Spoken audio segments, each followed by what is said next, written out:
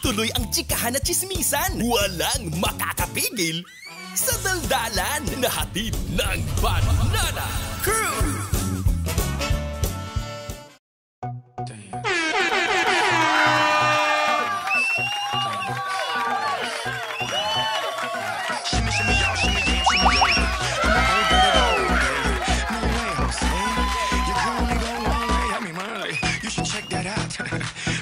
Turn around.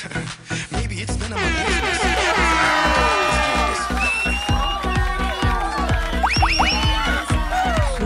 92.3 FM Radio Manila, your favorite music radio, Ka-Vibes! Magandang afternoon pa rin sa lahat ng mga Ka-Vibes natin, of course, na nakatutok sa atin sa Metro and Mega Manila. At very, very special shout out sa lahat ng mga taga 102.3 dyan sa Baguio, sa Jensen via 97.5.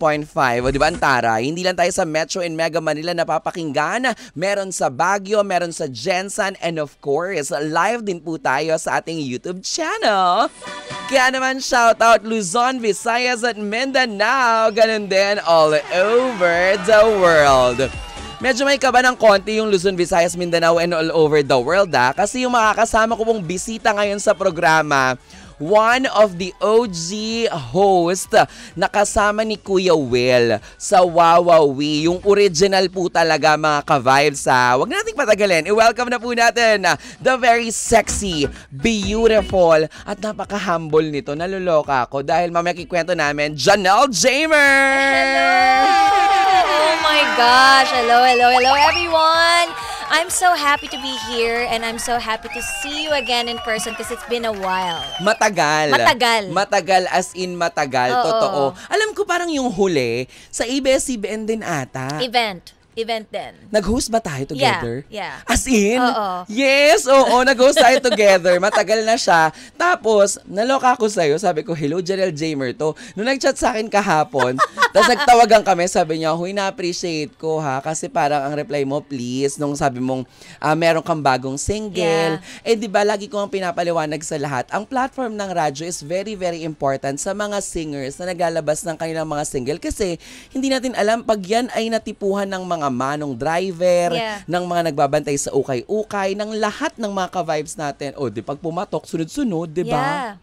Sobrang, syempre, personally, kaya ako na-touch ng ganon dahil parang hindi ko ine-expect kasi I stopped being active Sa showbiz. Oo. Siguro mga 8 years na or like a decade na rin. So, yung ganong reply mo sa akin, I really appreciate it. Like, parang, please, ate, parang, uy, okay, napaka-humble pa rin ni Dryhon. And, you know, malaking bagay yun sa mga tao sa industriya. Kapag may ganun kang character, ang laki nung ibig sabihin nun sa pagkatao mo. And I really appreciate that. And, you know, mo lang yan. Keep it that way. Thank you, ate. Alam mo, habang nagkasalita ka, naalala ko, nag-guest si China Crab sa isang programa ko. Okay. Tapos nag-guest ka. Okay. Sikat alano na lang yung kulang. Kompleto na, di ba? Iya! Si Iya diba? din! Si Iya, na-interview ko na rin si Iya. Oo, si Iya pa. O, si Mariel din, na-interview ko na rin sila. Kompleto na po. Opo, check na po ang aking childhood. Di ba? Pasensya na dun sa childhood, ate Janela. Pero, okay lang. di ba, kasi yun talaga, alam mo, di ba, parang dumating yung time, i-remind natin, kahit hindi Thursday ngayon, throwback tayo. Okay. Isa ka sa mga OG host ni Kuya Will. 'Di ba parang kasi magkaiba. Pag sinabi nating sa Itbulaga, parang 'di ba very pamilya, kalmado sila. Yeah.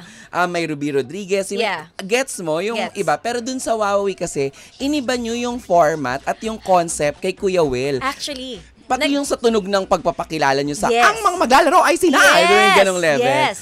Pero bago po yun, paano po nagsimula na you were chosen to be part of one of Kuya Will's original Angels? We all auditioned. Oo. Nag-audition kami doon. Siguro we were like 100 or 200 girls. Akala ko nga hindi pa ako makukuha kasi parang ako yung panghuli. Oo. Tapos parang nakita ni Kuya na, marunong mag-host to kasi I started working na rin sa comedy bar. Tsaka singer ka talaga singer. din. Yes, so, oo. nung nakita niya ako sa audition, dapat dalawa lang kukunin niya, Kat and Iya lang. Ang ganda. Kat and Iya lang. Oo. Pang mga yung mga height na pang At saka yung parang mga beauty queen level din talaga yung itsurahin, ano? Oo, tapos tisayin. Oo, tisayin. Tapos ako parang, sige, pwede ka na. Doon ka sa sa segment ng huli ka, doon ka sa labas. But then, nung nagsa-start na kaming mag-rehearsal, parang sinasabi nila hindi parang bagay siya sa studio. Na main. Oo. So, hindi na ako nilagay lang sa labas. Though, I still did that. Kasi parang yung original na plano na ako yung tatakbo sa labas. Pero sinama na rin nila ako doon sa host sa loob ng studio. Looking back, pag pinapanood, parang, mga artista sila. Talaga ba? Ganun yung level. Siguro kasi super fan ako ng television. Okay. So parang pag nanonood ako, parang, gusto ko rin yung mga ganyan, yung mga naka-mini short lang sila. Tapos, diba? Tsaka yung mga heels na iba-ibang kulay. Oh my gosh. Diba, sabi ko, parang ang ganda pag babae, ganun lang, no? Pero pag Becky ka, ma-effort ka dapat. Hindi pwedeng ganun ng pretty girl ka lang. Pero yung sa inyo, parang ang ganda nung combination talaga. Yes. Kaya nung time namin nun, hindi ako pwede rin mag-English. Kasi dapat Massachusetts. Yes, kasi yung dalawa, Inglesera na. Totoo. So, hindi ako pwede mag-interview ng English. Oo. So, dapat Tagalog talaga ako and kailangan talaga, Oo. ganon, maingay. Totoo. Tapos parang, iniisip kasi namin, yung kalaban namin nung time na yun, di ba, parang Itbulaga and medyo kalmado nga naman sila. Totoo. Tama yung sinasabi mo. Yes. Tapos, ewan ko, for some reason, nag-start lang ako na sumigaw. Hindi ko alam Parang, magandang tanghali, Tapos parang sinabi nila nung una, maingay ako. Maingay daw. Pero parang, unti-unti, parang nagustuhan ng viewers. At hinanap. Yung ingay ng bibig. Diba? Yung ingay ng bunganga na parang, maraming salamat sa mga sponsors! Oo, naging parang palingkera yung noon time. But, nag-evolve siya Naging parang, makikita mo ngayon na parang halos lahat na rin ng hosting style. Energy. Kasi it's noon time. Minsan nakakaantok yung noon time. Diba? Kasi siesta. After mo mag-lunch. Kumakain. So, kailangan gisingin mo talaga sila. And siguro, parang hindi ko makontrol yung energy ko that time. Kasi parang nadadala ko yung paano yung hosting ko rin sa comedy. Correct. So, nadadala ko siya sa TV. And somehow, naging effective naman siya. Parang mas nadalian yung tao sa akin na maging approachable ako, i-approach ako. Mas naging connected sila sa akin. Naging malapit sila sa iyo. Ang mga nanay, tatay, lolo't lola, even yung mga bagets. Oo. Diba? Pero syempre, sabihin na natin, diba, after the audition, nung na-launch na kayo, it really changed your life. 360, diba? Kasi syempre, parang hindi lang yun ang mga naging projects mo Napabilang ka sa mga sitcom. Yes. 'Di ba? Meron ka ring naging mga acting projects na mga ganyan. Pero alam mo, to be honest, hindi ko talaga naramdaman yung fame nun. To be honest. Na yun? Hindi ko talaga maramdaman. Kasi, papasok ako sa studio, nasa studio lang ako. Uuwi ako, magpo-punchline ako sa gabi. 'Di ba? So, ang nakikita ko lang na crowd, yung nandun sa studio, at nasa comedy bar. Pero siguro naramdaman namin yung parang, ganito na pala siya kalaki nung nag-world tour na kami kasi napupuno na namin yung mga stadium sa ibang bansa, diba? Like 30,000 capacity, 60,000. Parang, totoo ba to? Tapos dadating ka yun yung start na nauso yung may inaabangan yung mga Filipino artists sa airport na may mga regalo kami. Na nasa airport sila. Parang, ay, totoo ba to? Dahil mo napuntang bansa? Oo, siguro naka 25 ako because of Wawawi. Ay, tara. Yeah. And then, what happened after? Diba? Parang, syempre, yun naman talaga. Alam mo, madalas na pag-uusapan natin sa mundo ng showbiz, hindi natin siya pwedeng i-consider at sabihin sa sarili natin na forever to. Yeah. 'Di ba? Talagang always strike while the iron is hot kasi hindi natin alam kung ano yung magiging takbo ng isang palabas, ng isang programa. Nagkaroon ng change, nagkaroon ng mga pagbabago, nag-iba ng mga co-host, ganyan. How did you handle that? Kasi syempre, 'di ba, parang dumating ka na sa point, Ate Janelle, na parang totoo na ba 'to? Tapos biglang out of nowhere, parang ito ba? Totoo rin ba to? Parang ang ganon. nangyari kasi noon, Jaiho, I resigned. Oo. And nag-resign ako, hindi dahil siya nanggagaling sa yabang or what. That time, hindi pa uso ang depression. We're not aware of that. Anxiety, hindi pa yan uso. Hindi pa yan uso. So, doing Wawawi back then, parang nafe-feel ko na hindi ako masaya. The fact na nagpapasaya ako, parang yung environment ko, hindi ako masaya. So, parang inisip ko, gusto ko ba talaga na magstay because of, the fame that experiencing or Getting, getting oo. right now, or the attention.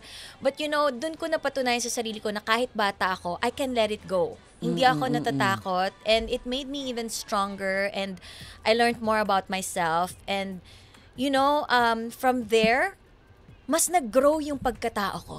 Like, I don't know, it's like spirituality, mentally, physically, lahat mas naging malalim ako, and now kung babalikan ko yung dati, kung may regret ba ako na I was about nag-resign to ako? ask you that. Oo, meron Wala bang eh. pagsisisi? Wala talaga eh. Because sa buhay mo minsan, pipili ka eh.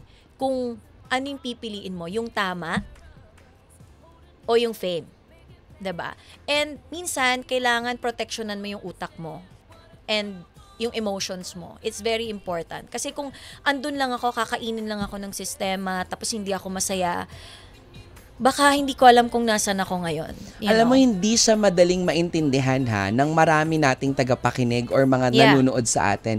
Kasi lagi, di ba, pagka nakikita sa television, ang nasa connotation of the viewers, the audience, sinasabi nila na, ba't ganun? Ba't ayaw mo? Di ba, madaming pera pag artista?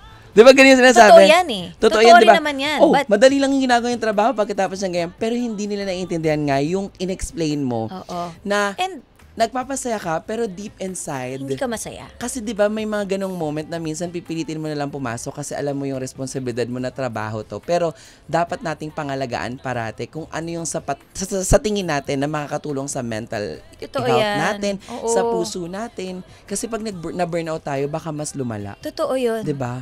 Actually, kinausap din ako nun ni Derek eh. That time si Derek Bobet pa yan, tinatanong niya ako, baka naman burnout ka lang, ganyan. Derek, it's just, hindi po talaga ako masaya. So parang kailangan ko I have so many reasons, and I don't wanna like bring back the past kasi tapos na yun eh. And it made me like a better person. And who you are today, 'di ba? Yeah. Dahil And sa naging decision mo. dahil sa decision ko na yun, it led me na maging businesswoman.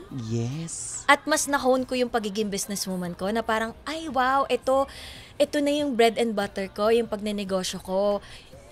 Yung magiging mas authentic ako sa mga taong nakakasama ko. Because sabi ko nga nung nakaraan, nakita ko, I don't know if you still remember Ma'am Alu. Oo naman, Alu Almaden, Oo. yes. Nakita niya ako the other day because I was also promoting. Sabi niya, you're glowing. Same, di ba yung nasabi ko sa'yo kanina? You're Sabi ko glowing. sa'yo, paano yan, ate? Paano ko siya na-maintain? Sabi ko sa kanya, and then I told her the story, why I left. And then, sabi niya sa akin, sinabi ko sa kanya, you know what, ma'am, parang pagbabalik ako ngayon, ang sarap sa pakiramdam because kung makikisama ako sa staff, sa mga co-artists ko, I know that this is like 100% me because I don't need to please anyone because I'm not scared na mawala. So kung magiging mabuti ako sa mga katrabaho ko, alam ko lang sa sarili ko na mabuti At ako. authentic. At authentic ako. Hindi ko, 'di ba? Noon kasi parang ko questionin mo sarili mo, kaya ba ako mabait? Kasi kailangan Kasi ko tong trabaho to. kaya ba ako mabait sa mga katrabaho ko para i-please ko sila? But now kasi meron na akong pinagkakakitaan na iba. Tama. 'Di ba? At kapag bumalik ako, this just because I love music and this is just one of my, like things that I would love to do again. Exactly. And pakikisama sa mga katrabaho at sa industriya. Kung mabuti ka, ang sarap sa pakiramdam na alam mo sa sarili mo na totoo ka. Totoo. Diba? Totoo yan, ate. Alam mo, ang ganda nung usapan natin on a Wednesday afternoon. Kasi katulad yan, as a fan, I'm sure marami din na mga nakikinig na nasa mga sasakyan ngayon, nakasakay sa taxi, sa UV, sa bus, Yeah. sa kung nasaan man silang lopalop at nakaradyo sila or nanonood sila sa YouTube or feeling ko, pwede nilang balikan yung mga clips ng interview ng mga sinabi mo. Yeah. Maraming learnings. Oh, talaga. Maraming Thank you. learnings. Kasi halimbawa, hindi man sa industriya ng show business or hindi man sa entertainment field, 'di ba? Kahit anong larangan, 'di ba? Pag hindi ka na okay at pag feeling mo you're just pretending to be okay, ang hirap kasi lalabas at lalabas yung Totoo totoong yan. color, 'di ba? I see your true color. 'Di ba ganun ang At saka eksena? that's what kasi ang dami ko natutunan, Jaiho. Parang sa Sorry spirituality. to cut you, ate. Oo. At that time, how young are you po when you started I started doing... 19. At the age, 19 yeah, at sa the age- Wawawi? Yes. Oh my I God, was ate. 19. I was very young. And imagine yung shock nun sa mentality ng isang tao kasi you're so young. And Pero partida, wala pa masyadong social media nun, ate. pero noon, mas mahirap mag-explain sa side ng mga artists kasi 'Cause you can't, wala tayong yes, pang platforms to post and to update what's really going on. Like, hindi po totoo yung chismis. Nandito po ako. Hindi po totoo yung chismis. Eto po yung katawan Ilang ko. beses ka na chismis na buntis nung nagsisimula? Ang dami. Marami. Ang daming beses. Like, aalis siya kasi buntis siya. Hindi lang yung buntis. Nagpunta ako ng Amerika kasi naging janitress ako. Ang dami ko talagang pangit 19 na ka issues. niyan? Well, umalis ako magti-24 naman na. So, 23, turning 24. So, parang sa industriya. So, parang nung time na yon, still very young, but, you know, nung panahon na yon, it's just so hard to handle issues. Totoo. Because wala tayong karapatan. Hindi tayo makasagot unless i-interviewin ako. Right? Eh, hindi naman lahat nabibigyan ng chance to have, you know, like, an interview with, like, sa mga The shows na Buzz, The Buzz. yes. Meron naman minsan, but sometimes, you just choose to, like, just keep it to yourself, what's really going on. Hindi dahil takot ka magsabi ng truth, but it's just you just decided to choose peace. Kasi kapag nagsalita ka pa, ate, It's mas still- lalong lalala at lalala at lalala. Yes. May masasabi at may masasabi. Yes. I've watched an interview, I don't know, I forgot lang kung sino, sabi niya, Paulo Ballesteros. Aha. Ano ba? Paulo Bidiones. Okay. I watched an interview of Paulo, parang recent lang, parang he mentioned doon sa video na yon na parang okay siya, broadcaster, ganyan, Yeah. maayos yung kanyang reputation as mamamahayag, di ba? Yeah. And then isang iglap, may lumabas na private video, di ba? Nagkaroon siya ng Yeah. scandal. Oh, yeah? Sabi niya, that time parang I don't see or hindi ko nakikita yung need bakit kailangan kong magsalita at ba't kailangan kong sumagot. Yeah. It's just that nagpunta ako sa isang paggawaan ng laptop, yung private na video na yon was lumabas, ganyan. Kasi hindi ako sumagot. Kasi pag sumagot ako that time, parang ibig sabihin, you're just giving them ng yung happiness nila na parang nabibigyan sila ng confirmation of everything. Yeah. Tapos pag hindi siya sumagot, ganun pa din naman. So parang mas okay na hindi mo hinayaan na mas panghimasukan pa ng mga tao yung kung ano man yung pagkakamaling nangyaring lumabas. Parang Yeah. ganon. Yan yung isa sa mga natutunan ko na parang kung may mga issues or ngayon, though thankfully wala pa naman akong bashers, thank you. Kasi hindi pa naman ako ganun ka-active. But if magkakaroon or meron kang yung mga makikriticize sa'yo, for me it doesn't matter. Kasi naniniwala ako sa kung anong sinasabi sa'yo ng kapwa mo, it's, you know, reflection nila yon. It's not you. You don't take it personally. Kung anong iniisip nila sa'yo, that's how they take things. You know? And if you think sometimes, na meron kang mga naririnig na criticisms, baka mag-iisip ka konti na, baka meron nga, baka may ganun ako, and then you try to improve yourself. But, pag alam mo sa sarili mo na mali yung chismis, hindi totoo yun, then just, ignore it. Kasi, at the end of the day, ang kalaban mo lang naman kasi sarili mo, 'di ba? Right. Hindi ibang tao. Totoo. So, yung totoo yung sinasabi ni Paolo na parang why do you have to explain to people who they don't even know you, 'di ba? And totoo rin naman yung sinasabi ng iba kasi nag-artista kayo eh. Correct. So, that's the price you need to pay. Oo. But again, pananaw pa rin nila 'yon. Tama. Oo. Hindi mo naman kailangan sundin yung pananaw ng ibang tao, lalo na kung hindi ka bibigyan ng peace nun. Totoo. 'Di ba? Nagulat ako, ate. 19 ka lang pala when you started doing Wawawi noon. Yeah. No? Ang galing niyo po.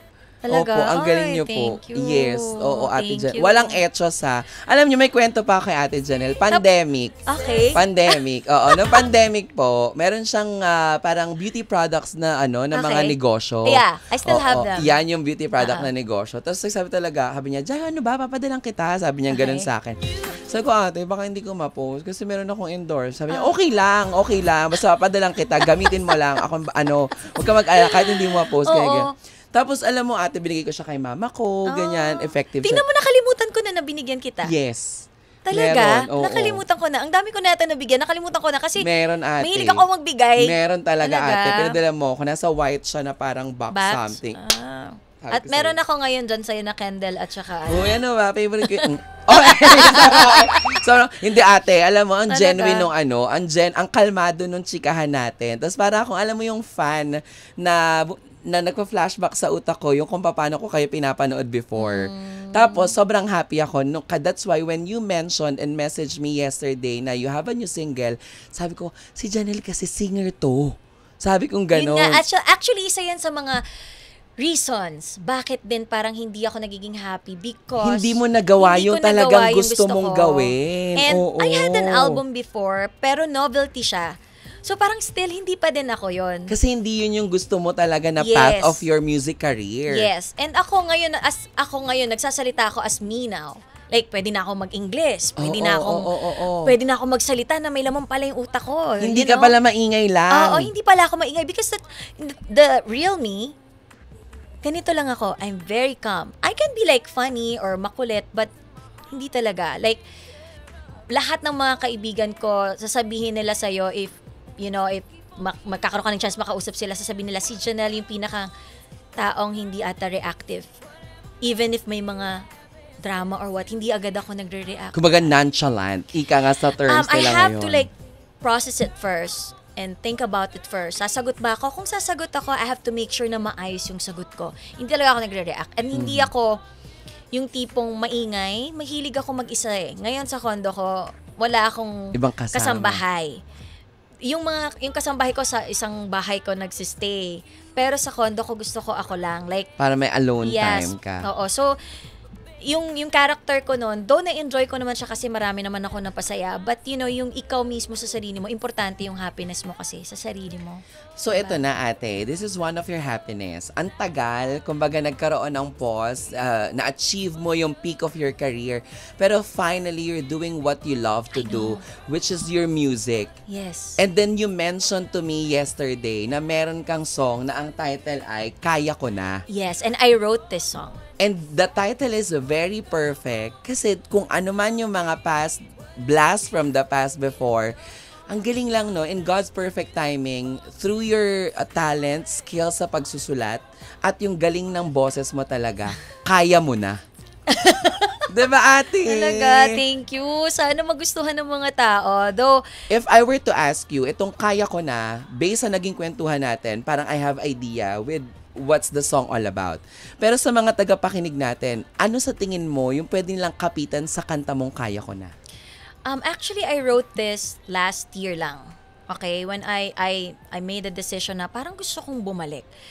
Yung isang grupo ng mga lalaki na singers, I don't know if I can mention them. Yes. SB19. Of course. When I started like watching them, sabi ko, grabe yung pinagdaanan nito. As in, hinusgahan. Wala silang budget, talent lang. Totoo. Tapos na-inspire ako and sabi ko, oo nga naman, why not? Ba't di ko gawin? Bakit di ko to gawin? Like, to be honest, na-inspire talaga nila ako. And because of that, nag-start ako na sumulat muna ng, the first song that I wrote is Just Fight, which, I'm gonna play it later. But then, yung Kaya Ko Na, sabi ko, wala pa ata akong nasulat about moving on. And, kung anong stand ko kapag nagmo-move on ako, kung paano ba ako nagmo-move on. Hindi lang to sa love, ha? Sa lahat ng bagay to, yes. Pag nagmo-move on ako, let's say, relationship-wise, I just, I appreciate the pain. I appreciate it. Kasi parang, I'm excited to see kung ano ba yung reason bakit ako nasasaktan. Ano kayang ending nito? Ano kayang magandang ending nito? Every pain, I always expect something beautiful. So parang dun, naging ganun yung mentalidad ko. So kung maririnig nila sa lyrics na malaya ka na, hanapin ng ligaya, no bitterness,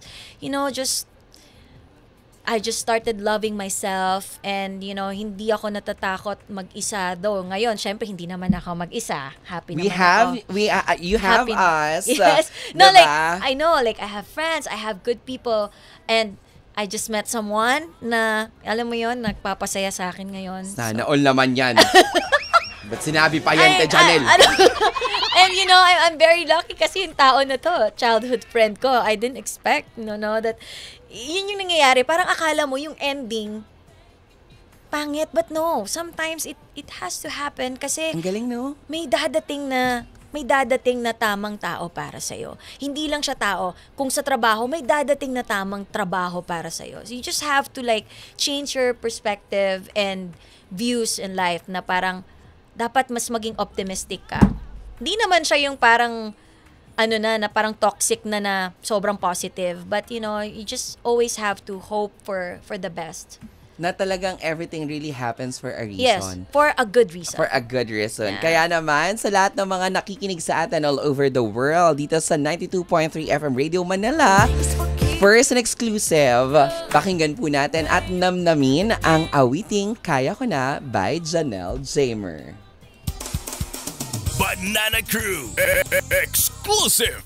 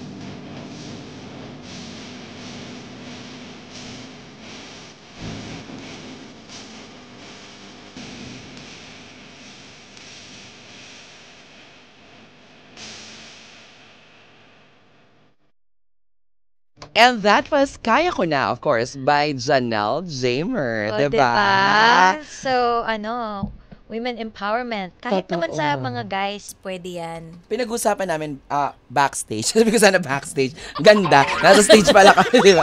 Off-air pala. Backstage, di ba? Pinag-usapan namin off-air. Sabi ko, yung boses mo, in fairness, buti hindi nangarag, hindi nagalgal. Kasi di ba, from how many years ka magandang tanga, di ba? Ilang years yun. Tapos parang mas lalong, ang ganda ng coat ng throat. Wow, rhyming. Taray. Rhyming. Quote. Tama, di ba? Ang ganda nung, anong tawag sa mga singer pag ganyan? Yung naging maas... Kasi siguro yung boses ko, mas nakuha ko na yung tamang technique kung paano ko siya gagamitin, kung paano ko siya hindi mas mabubugbog. Mabubugbog. Mabubugbog. And siguro dahil nag-workout ako everyday, it helps. Kasi nga physical, healthiness. Yeah, kailangan. So yung diaphragm ko mas lumalakas because of that. Singer. Kasi 'di ba, ang tunay na singer po hindi po sa throat nang gagaling ang boses, sa diaphragm. 'Di ba po? Tama Oh, yes, ako. diaphragm. Yung iba lang naman yung nakakagamit ng ganyan mga pa-head tone kineso. Pero sa diaphragm na singer, wag kayong parang ano-ano sa amin dito. Diaphragm. Diaphragm, yun 'di ba? Doon ang gagaling ang buga ng hangin, 'di ba? Yes. Wag kayong parang lolo-loko. 'Di ba? Ate Janelle, meron akong gustong ipagawang sample. Ano Sorry, yan? before we play, pwede ko bang i-play? Kasi 'di ba this is your latest single, yung Kaya Ko Na. Yeah. Na pwede nyo na pong i-request dito sa 92.3. Oy, thank Itawag you. nyo lang po, i-Viber nyo lang po, i-DM nyo lang po sa amin kung kayo po ay nasa momento ng buhay ninyo na relate kayo sa awiting Kaya Ko Na. I-request nyo po yan dito sa aming programa. Wow. I heard meron ka pang susunod na Yeah. una mong nasulat, which is Just Fight. Just fight. What's the story pala behind? Una mong nasulat ang Just Fight, pero parang mas una mong nirelease ang Kaya Ko Na. Kasi may story yung EP ko eh. So kaya ko na. So nasaktan ka, 'di ba? And then you just fight. Tuloy And then ang buhay. sunod yung Kahulugan. Though I can't release now the Kahulugan, but that's the story of the EP. Kahulugan is like you found someone that will make you happy. Kasi nga happy ka ngayon. And Hindi, 'di ba? Tama. Well, may connect. Lagi naman tayong happy. Tama. Diba? Oo. It's just, someone could make you happier. 'Di ba? Pag single ka, dapat happy ka pa rin. Oo, tama. And hindi mo pwedeng i-depende yung happiness Sa mo sa someone. ibang tao. Pero di ba pag in love tayo, aminin natin, no? Kahit Oo, normal siya. Oo, normal. Thanks for making me happy, Babe. Yeah. Ay! Charing mo, ate. Akala mo. Thanks for making me happy, B. Ay! Hindi nagpakabog. Siyempre, no? Hi, Babe. Thank you for always being there for me. Wow. Talaga ba? Oo. Ilang years na kayo? Wala. Bago pala. Ay! Charing. Kami rin, bago pa lang, but I've known Anong message him. mo kay B? B, thank you for making me happy. And thank you for all your efforts. Oo.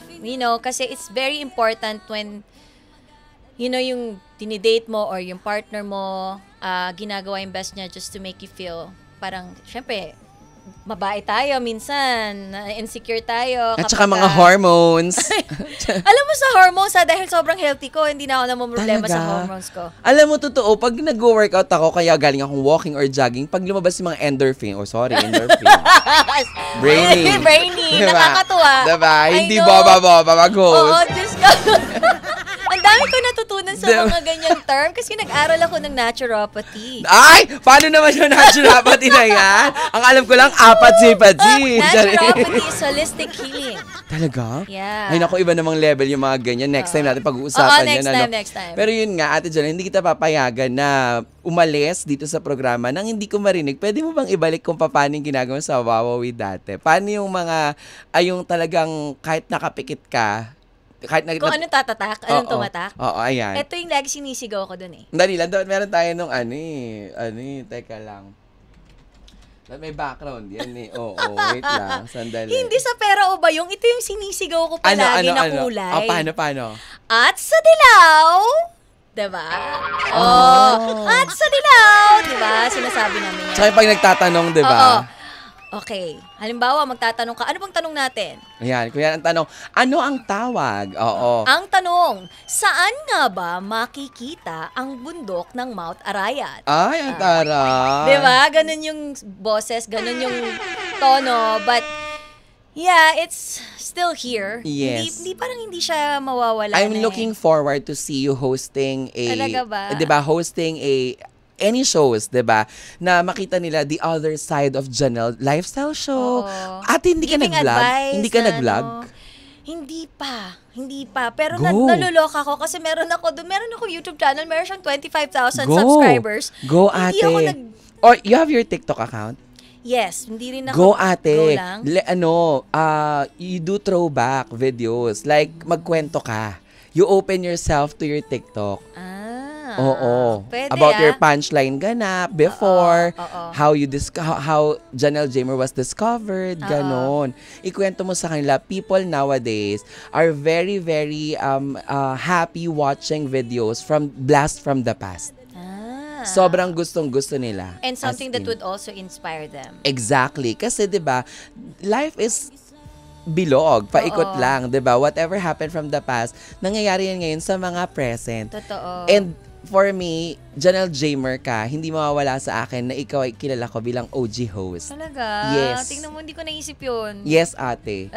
Totoo. Kaya yung reply ko sa'yo na please, sincere po yun. Aww. Kasi parang ang thinking ko yesterday, hello, Janelle Jamer to. Tapos may bagong single, halika, tara, game. Kaya diba sabi ko, lahat ng programa ko laban. Ay! Diba? Oo. At ibig sabihin yan, sa ganyang usapan po, ang patunay lang po na sa buhay natin, whatever happened to us, anuman po yan, just fight. Yes. Pwede ko bang i-play? Sige naman na. Wow! Hindi ko pa siya nare-release sa Spotify and all music major platforms. Dito siya first and exclusive. Okay. Patugtugin natin si Just Fight. Yeah! Ikaw din sumulat, diba? Yes. Lahat ng nasa EP ko ngayon, sinulat ko lahat. Nako, pakinggan po natin. First and exclusive, wala pa po ito sa ibang mga streaming platforms. Dito lang sa 92.3 FM Radio Manila, your favorite music radio, Ka-Vibes.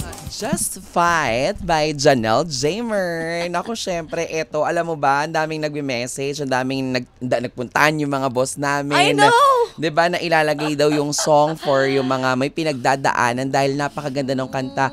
And congratulations every time na may hindi napipili sa It's Showtime segment. I know. Diba, yung sa parang dating nila, tumutugtog yung mga songs mo. Yeah, yung kaya ko na. Slowly but surely, what can you say na finally umi-air na siya sa nationwide radio? To be honest, it was just like a dream when I was writing it. Tapos alam mo ba, Jaiho, inisip ko pa nun, ibibigay ko ba siya sa mga major label? Record labels, record yes. labels. But I did that before already. Sabi ko, baka kayanin ko ng ako ngayon. Ang trumabaho. Yes. Para at least mas makontrol ko siya. Mas kung hindi ko siya ma-promote, kung ma-promote ko siya, sarili ko lang sisisihin ko. Team ko lang yung sisisihin ko.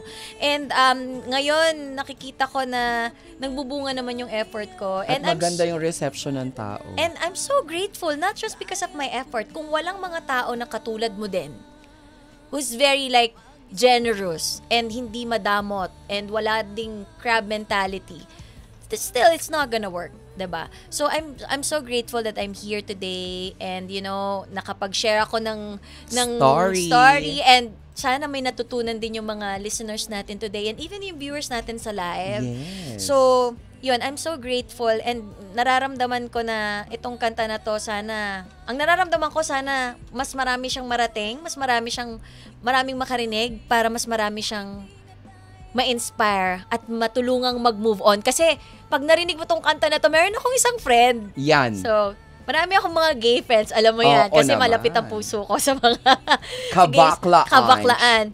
So, sabi nila, ano ba tong kanta mo? Wala naman akong love life, pero gusto ko mag-move on. Totoo. Bakit, diba? So, sabi ko talaga, sige, it's a good, you know, like, yung dating sa mga tao. And I'm very, very grateful. That's all I'm feeling right now. Yun. Naku, maraming salamat, Miss Janelle Jamer. I-request nyo po ang Just Fight. Wala pa po yan sa mga streaming platforms. Ang kaya ko na, pwede nyong i-play yan nasa Spotify. Yes, Spotify. At syempre dito sa 92.3 FM Radio Manila, your favorite music radio, Ka-Vibes. Maraming salamat. Thank you. I love you. I love you, Ate Janelle. Thank you so much for gracing our program this afternoon. Oras natin, 5:04. 92.3 FM Radio Manila. Sa bawat sasakyan, bus, jeepney, taxi, FX, tricycle at pedicab, favorite na inaabangan. Hala! Favorite! 92.3 FM Radio